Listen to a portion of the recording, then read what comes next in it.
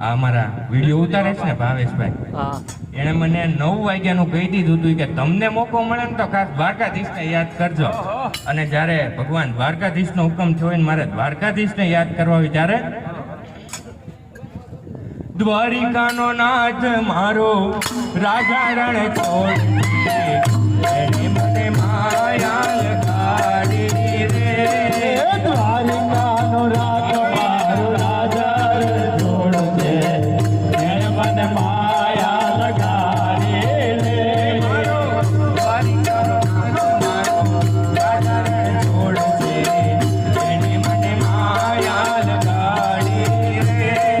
દ્વારિકાનો નાથ મારો રાજા રણ છોડ છે, એને મને માયા લગાડી રે.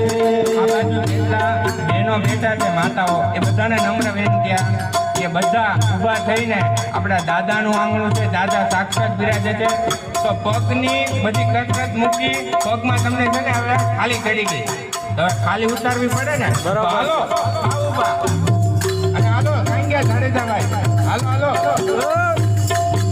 એને મને માયા લગાડી મારા વાલા, એને મને માયા લગાડી મારા વાલા, એ મને માયા લગાડી રે. તમે મને માયા લગાડી રે.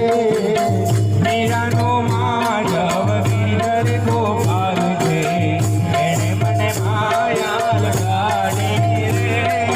મીરાનો માધવ મારો ગિરધર ગોપાલ છે, એને મને માયા લગાડી રે.